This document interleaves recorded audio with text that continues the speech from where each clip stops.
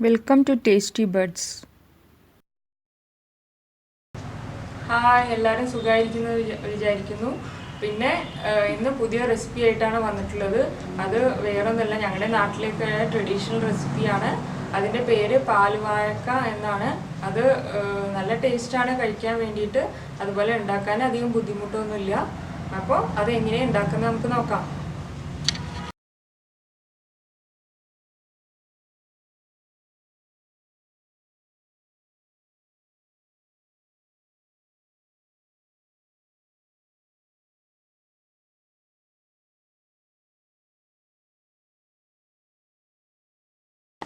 അപ്പോൾ നമുക്ക് പാൽ വാഴയ്ക്കൊക്കെ ആവശ്യമുള്ള സാധനം എന്താണെന്ന് നോക്കാം.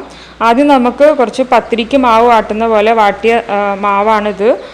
അത് ആവശ്യമുണ്ട്. ഇത് ഒരു 1.5 കപ്പ് പൊടിയിൽ 2 കപ്പ് വെള്ളം തിളപ്പിച്ച് ഉപ്പൊക്കെ ഇട്ട് അത് നമ്മൾ പത്തിരിക്ക് കുഴക്കുന്ന പോലെ കുഴച്ചതാണ്. ഇനി ഇത് നന്നായി കുഴച്ചെടുക്കണം.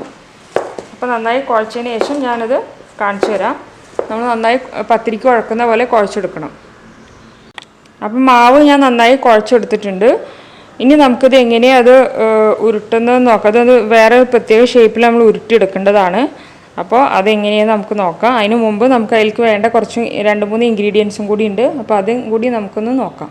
പിന്നെ നമുക്ക് ഒരു അരമുറി തേങ്ങ വേണം. തേങ്ങ ചിരവിയതാണിത്. അത് നമുക്ക് തേങ്ങാപ്പാൽ എടുക്കാൻ വേണ്ടിയിട്ടാണ്. തേങ്ങാപ്പാൽ ഇട്ടിട്ടാണ് ഇത് വേവിക്കുന്നത്. പിന്നെ നമുക്ക് വേണ്ടത് ഒരു 6 ചെറിയ പഴം. നിങ്ങൾക്ക് ഇഷ്ടമുള്ള ഏത് പഴം വേണമെങ്കിലും എടുക്കാം. കുന്നമ്പഴം വേണമെങ്കിൽ കുന്നമ്പഴം എടുക്കാം, അല്ലെങ്കിൽ മൈസൂർ പഴം, ഏത് പഴമായാലും കുഴപ്പമില്ല. അതൊരു 6 എണ്ണം. ഒരു 1.5 ഗ്ലാസ് അരിപ്പൊടിക്ക് ആണ് കേട്ടോ അത്രയും പറഞ്ഞിട്ടുള്ളത്. ഇനി നമുക്കിത് എങ്ങനെ ഷേപ്പാക്കുന്നത് നോക്കാം. ഞാൻ കുറച്ച് നമ്മൾ നേരത്തെ റെഡിയാക്കി വെച്ച മാവിൽ നിന്ന് കുറച്ച് എടുത്തിട്ടുണ്ട്. ഇങ്ങനെ എടുക്കുക. എന്നിട്ട് അതിൽ നമ്മുടെ കൈയിന് അടിയിൽ കുറച്ച് എണ്ണ തൂവി കൊടുക്കുക. എണ്ണ എന്ന് പറഞ്ഞാൽ വെളിച്ചെണ്ണ ആയിരിക്കും ഏറ്റവും നല്ലത്. അത് തൂവി കൊടുത്തതിന് ശേഷം ചെറിയൊരു ഭാഗം ഇങ്ങനെ അടർത്തിയെടുത്ത് നമ്മളിങ്ങനെ ഉരുട്ടി കൊടുക്കുക. ഇങ്ങനെയാണ് ഈ ഷേപ്പ് ഉണ്ടാക്കുന്നത്. ഇതേ ഷേപ്പിൽ വരണം. അപ്പോൾ അങ്ങനെ നമ്മൾ എല്ലാ മാവും നമ്മളങ്ങനെ ഉരുട്ടിയെടുക്കേണ്ടതാണ്. ഞാനിങ്ങനെ 2-3 എണ്ണം ഉണ്ടാക്കുന്നത് കാണിച്ചു തരാം. ഇതേ ഷേപ്പിൽ നമ്മൾ ഉരുട്ടിയെടുക്കണം. അപ്പോൾ അങ്ങനെയുള്ളത് ഞാൻ ചെയ്തതിന് ശേഷം കാണിച്ചു തരാം. അപ്പോൾ നമ്മൾ പിടിയെല്ലാം ഇങ്ങനത്തെ ഇലോങ്ങേറ്റഡ് ഷേപ്പിൽ, അതായത് ഈ ഷേപ്പിൽ നമ്മൾ ഉണ്ടാക്കിയെടുത്തിട്ടുണ്ട്. ഇനി നമുക്ക് നെക്സ്റ്റ് പ്രൊസീജിയർ എന്താണെന്ന് നോക്കാം. അപ്പോൾ നമ്മൾ തേങ്ങ മിക്സിയിലിട്ട് ഇതാക്കി നമ്മൾ 1-ാം പാൽ എടുത്തിട്ടുണ്ട്. അതായത് നമ്മൾ തേങ്ങയിലേക്ക് 2 കപ്പ് വെള്ളം ഒഴിച്ചിട്ടാണ് നമ്മൾ 1-ാം പാൽ എടുത്തിട്ടുള്ളത്. ഇനി നമുക്ക് 2-ാം പാൽ നോക്കാം. ഇത് 2-ാം പാലാണ്. 2-ാം പാൽ എന്ന് പറയുമ്പോൾ അത് നമ്മൾ 1-ാം പാൽ എടുത്തു കഴിഞ്ഞാൽ അതിലേക്ക് ആ തേങ്ങയിലേക്ക് തന്നെ ഒരു 3 ഗ്ലാസ് വെള്ളം ഒഴിച്ചതിന് ശേഷം നമ്മൾ അതിൽ നിന്ന് പിഴിഞ്ഞെടുത്തതാണിത് 2-ാം പാൽ. ഈ 2-ാം പാലിൽ വെച്ചിട്ടാണ് നമ്മൾ ഉണ്ടാക്കിയ ആ ഷേപ്പിലുള്ള ഇലോങ്ങേറ്റഡ് ഷേപ്പിലുള്ള ആ അട വേവിക്കാൻ പോകുന്നത്. അപ്പം ഞാൻ ഒരു കടായി അടുപ്പത്ത് വെച്ചിട്ടുണ്ട്, സ്റ്റൗവിൽ വെച്ചിട്ടുണ്ട്. ഇനി നമുക്ക് ഇതിലേക്ക് നമ്മുടെ 2-ാം പാൽ ഒഴിച്ചു കൊടുക്കാം. 2-ാം പാൽ ഞാൻ നേരത്തെ കാണിച്ചു തന്നതാണ്. അപ്പോൾ അത് അതിലേക്ക് ഒഴിച്ചു കൊടുത്തു. ഇനി നമ്മൾ ഇതിലിട്ടിട്ടാണ് അട വേവിക്കാൻ വേണ്ടി പോകുന്നത്. അപ്പോൾ നമുക്ക് ഞാനത് മൂടി വെച്ചിരുന്നു ഒന്ന് തിളക്കാൻ വേണ്ടിയിട്ട്. അപ്പോൾ നമുക്ക് മൂടിയൊന്ന് എടുത്ത് നോക്കാം. നന്നായി തിളച്ച് വന്നിട്ടുണ്ട്. ഇനി ഇതിലേക്ക് എന്താ ചെയ്യേണ്ടതെന്ന് വെച്ചാൽ നമ്മൾ നേരത്തെ ഉണ്ടാക്കി വെച്ചാൽ പിടി ഉണ്ടല്ലോ, അത് കുറച്ചിട്ട് കൊടുക്കുക. പകുതി ഇട്ട് കൊടുക്കാൻ പാടുള്ളൂ, ഫുൾ ഇടാൻ പാടില്ല. കാരണം എന്താണെന്ന് വെച്ചാൽ അത് ഉടഞ്ഞു പോവും. അപ്പോൾ കുറേശ്ശെ ഇട്ട് വേവിക്കണം. അപ്പോൾ അത് ഞാൻ പകുതി ഇതിലേക്ക് ഇട്ട് കൊടുക്കുന്നുണ്ട്.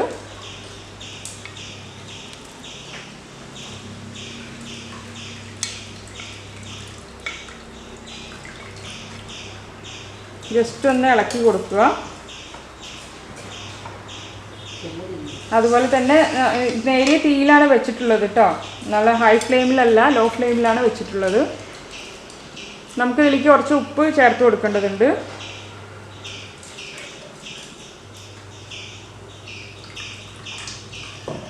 ഒരു നുള്ള് ഉപ്പ് ചേർത്ത് കൊടുത്തു. ഒരു ടേസ്റ്റിന് വേണ്ടിയിട്ടാണ്. നമുക്ക് പഞ്ചസാരയും ചേർക്കേണ്ടതുണ്ട്. ആദ്യം ഇതൊന്ന് വെന്ത് കഴിയട്ടെ. സ്റ്റവ് നേരി ഫ്ലെയിമിലാണ്, ലോ ഫ്ലെയിമിലാണ് ഇരിക്കുന്നത്. ഇനി നമുക്കൊരു 3/4 ഗ്ലാസ് പഞ്ചസാര അതിലേക്ക് ഇട്ട് കൊടുക്കണം.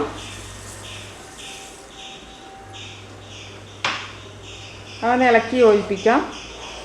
പതുക്കെ ഇളക്കാൻ പാടുള്ളൂ, നമ്മുടെ അട ഉടഞ്ഞു പോകാൻ പാടില്ല.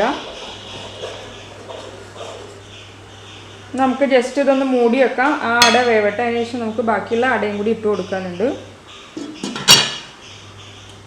അപ്പോൾ നമുക്കിതൊന്ന് തുറന്ന് നോക്കാം, മൂടിയൊന്ന് തുറന്ന് നോക്കാം.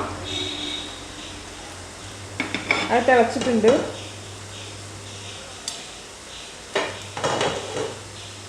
ഇനി നമുക്ക് ബാക്കിയുള്ള അടയും കൂടി ഇതിലേക്ക് ഇട്ട് കൊടുക്കാം.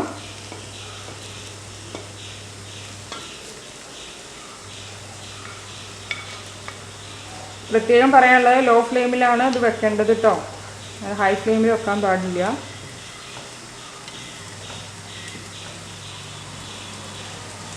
ഇനി നമുക്ക് വീണ്ടും മൂടി വെക്കാം.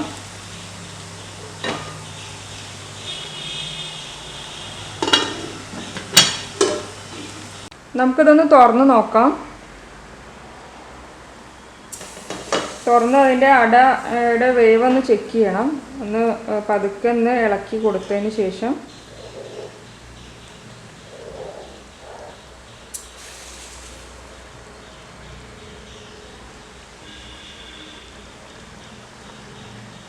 നമുക്ക് അടയുടെ വേവ് ഒന്ന് ചെക്ക് ചെയ്യാം.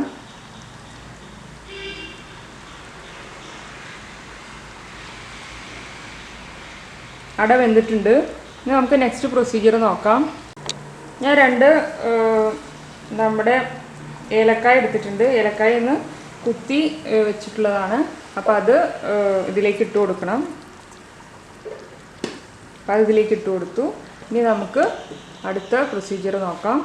ഇനി നമുക്കിതിലേക്ക് 1-ാം പാൽ ഒഴിച്ചു കൊടുക്കാം. 1-ാം പാൽ ഒഴിച്ചു കൊടുത്തു. അതൊന്ന് ജസ്റ്റ് ഒന്ന് മിക്സ് ചെയ്ത് കൊടുക്കാം. അതൊന്ന് പതുക്കെ മിക്സ് ചെയ്ത് കൊടുക്കാം.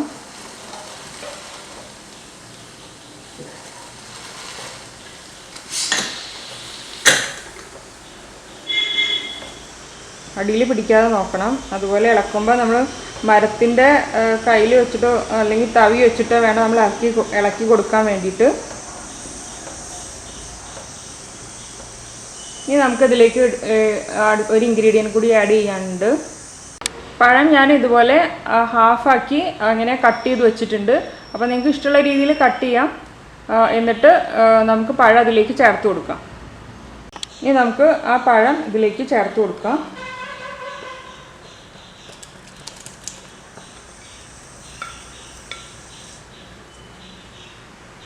ഒന്ന് പതുക്കെ മിക്സ് ചെയ്ത് കൊടുക്കാം.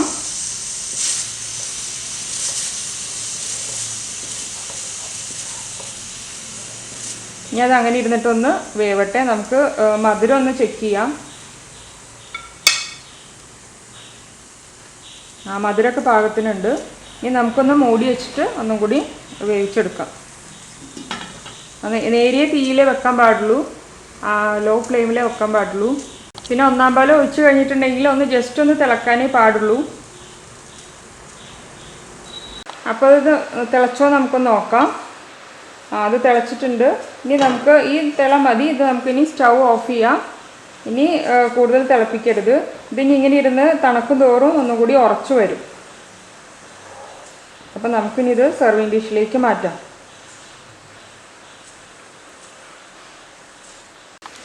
അപ്പം ഞാൻ നമ്മുടെ പാൽവാഴക്ക സെർവിങ് ഡിഷിലേക്ക് മാറ്റിയിട്ടുണ്ട്. ഇത് വളരെ ടേസ്റ്റിയാണ്. ഇത് തണുക്കും തോറും ഒന്നുകൂടി കൺസിസ്റ്റൻസി ഒന്നുകൂടി തിക്കാവും കേട്ടോ.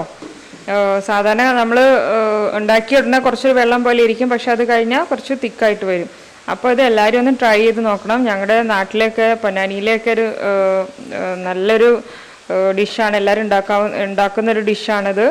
അപ്പോൾ എല്ലാവരും ഇത് ട്രൈ ചെയ്ത് നോക്കി ഫീഡ്ബാക്ക് അറിയിക്കണം. കമൻറ്റ് ബോക്സിൽ കമൻ്റ് ഇടണം, ലൈക്ക് ചെയ്യണം, ഷെയർ ചെയ്യണം, അതുപോലെ സബ്സ്ക്രൈബ് ചെയ്യണം കേട്ടോ. സബ്സ്ക്രൈബ് ചെയ്യാത്തവരുണ്ടെങ്കിൽ. അപ്പോൾ താങ്ക് യു ഫോർ വാച്ചിങ്.